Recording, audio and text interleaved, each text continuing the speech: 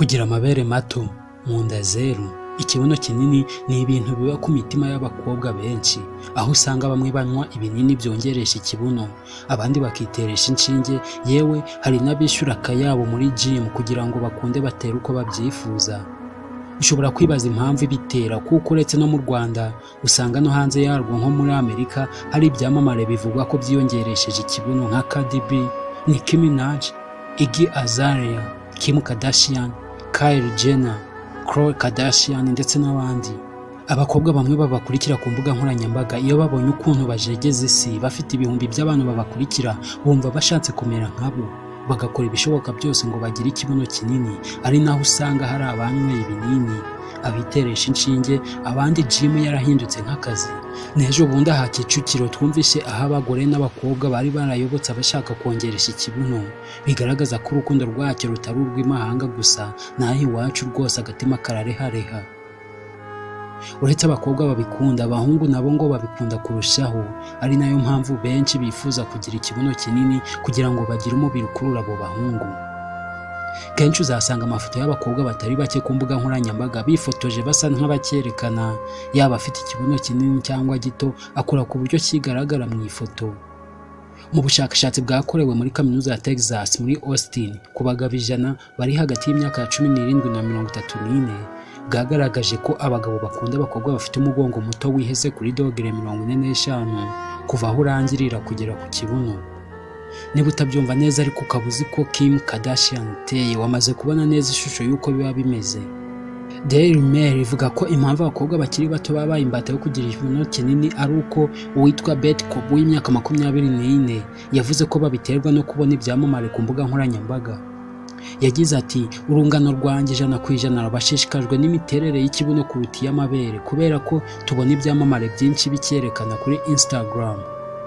Ikinyamakuru MTR blog kivuga ko impamvu abakobwa bakunda kugira ikibuno kinini ari ukubera ko bigaragara neza, bigakurura abagabo, ndetse bifasha umukobwa mu gihe atwite kutagira imvune kuko ikibuno kimufasha kutaremererwa n'inda ndetse n'ibindi. Mu bushakashatsi bwakozwe na sosiyete yitwa Elsevier yo mu Buholandi muri 2008, bwagaragaje ko abakobwa bafite ikibuno kinini bagira ubwenge bwinshi kuruta abafite igito. Ibi ngo bikaba biterwa nuko ibinure biba ku kibuno bibamo ibyitwa omega 3 bisanzwe biboneka mu biribwa birimo ifi, byagaragaye ko bifasha mu gukura k'ubwonko. Abakobwa kandi bafite ikibuno kinini baba bafite amahirwe yo kutarwara indwara z'umutima n'umwijima nk'uko ubushakashatsi bwakozwe na Cell Metabolism bubivuga. Ibi biterwa ahanini nuko ibinure biguma ku kibuno gusa, ntibikomeze kuzenguruka mu mubiri. Ubu bushakashatsi kandi bukomeza buvuga ko ibinure byo ku kibuno atari bibi ku buzima bw'umuntu. Ubundi bushakashatsi bwakozwe bwagaragaje ko ikibuno kibamo ibinure birimo ingano ya cholesterol ihagije ku rugero rwiza, ituma imitsi y'amaraso izibuka, bikarinda indwara z'umutima. Abahanga mu bya siyanse muri kaminuza ya Harvard bo bagaragaje ko ubwoko bw'ibinure biba ku kibuno bigabanya ingaruka zo kurwara diyabete yo mu bwoko bwa 2, kubera ko ibyo binure biba munsi y'uruhu byongera imikorere myiza y'umusemburo wa insuline wifashishwa mu kugena isukari umubiri ukeneye. Ibi ni bimwe wakora kugira ngo ugire ikibuno kinini. Niba udafite ikibuno kinini ukaba wifuza kukigira, bisaba ko ushirika ubute ukabikorera. Insaf Ouad, umutoza ukomeye wa siporo mu Bufaransa, afite umwihariko wo gutoza abakobwa bashaka kugira ikibuno kinini. Avuga ko abakobwa bakora imyitozo yahimbwe n'umutoza witwa Gadi y'iminota 15 gatatu mu cyumweru.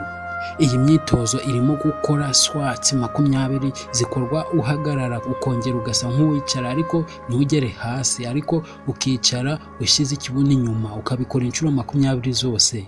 Bakongera bagakora squats 10 basimbuka, aho guhagarara ukongera ukicara, ahubwo urasimbuka ukicara kwa kundi twavuze haruguru, ukabikora inshuro 10 zose. Izindi siporo bakora ni zitwa hip thrust. Ufata igikoresho kimeze nk'intebe irambuye ariko kigufi, ugashikamizaho amaboko, ugashyira ikibuno hasi, ugahina amavi, ukajya uzamuka ukongera ukamanuka inshuro 20.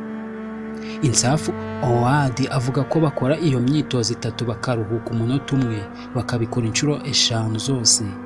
Hari abatoza benshi bagira uburyo bwabo bwo gukoresha izi siporo zituma umuntu azana ikibuno, ndetse no mu rugo wabigerageza, gusa zigomba guherekezwa no kurya ibiryo birimo proteine zifasha kongera umubiri.